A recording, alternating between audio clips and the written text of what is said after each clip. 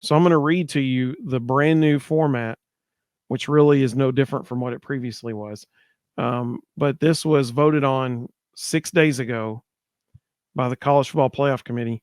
This was on their website. So this is official. This is for real. I'm just going to read it to you word for word.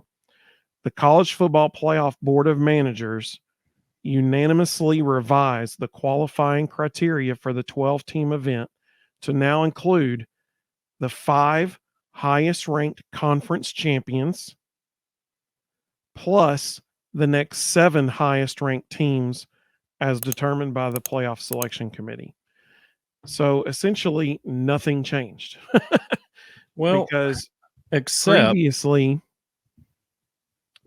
previously it was the Power 5 conferences get the conference champion gets an automatic bid.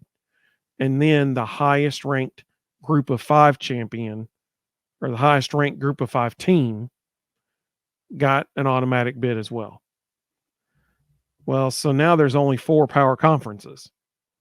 And so you have the 5 highest ranked conference champions.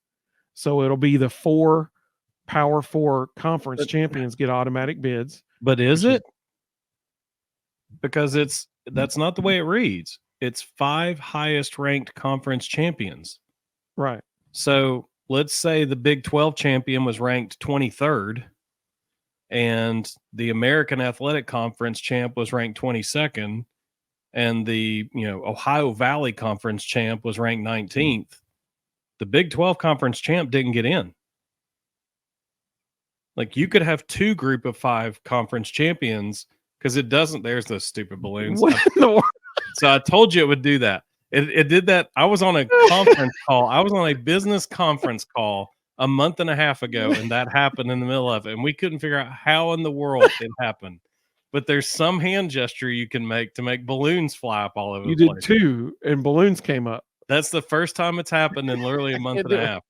But the way it reads is the top 5 ranked conference champions. It doesn't say what those conferences are.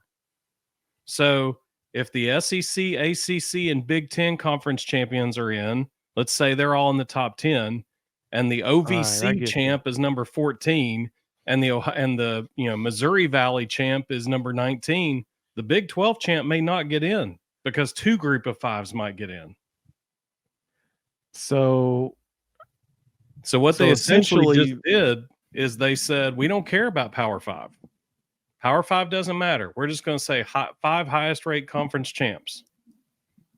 So essentially the only way that would end up happening, though, I mean, in theory, the teams making it to the conference championship games are going to probably be in those Power 4 games are probably going to be in the top 15.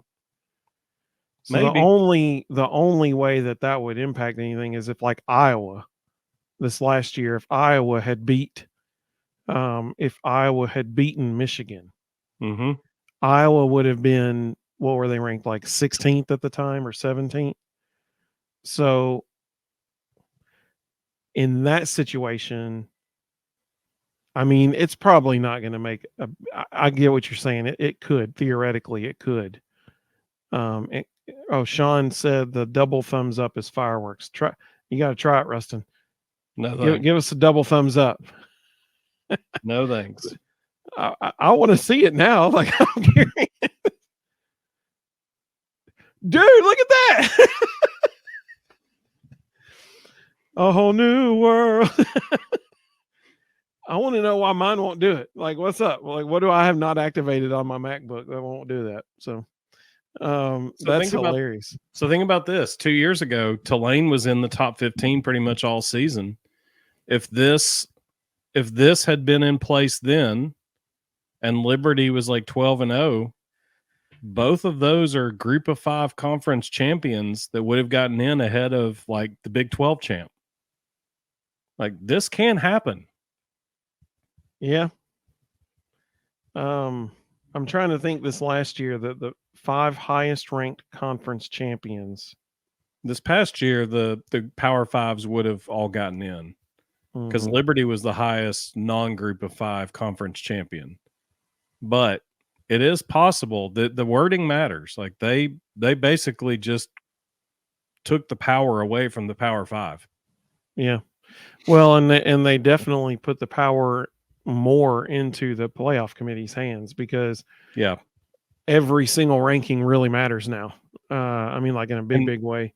And really it's now a Power Four. And honestly, I think the NCAA knew what they were doing when they wrote that the way it's written. I think they knew the ACC was on borrowed time. Yeah. Okay, so let's go down that road for a minute. Let's say the ACC is no more in 2025.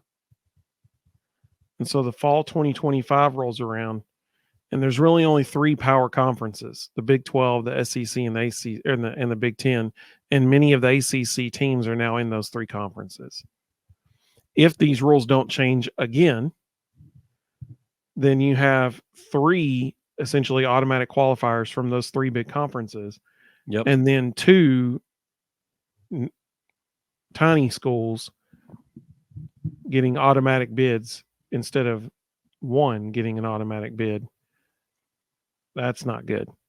I think this was the committee's way of equity and fairness and kind of sticking it to the big boys of, you'll get as many people in as you want, but we're going to make it interesting. We're going to find a way to slip something in here.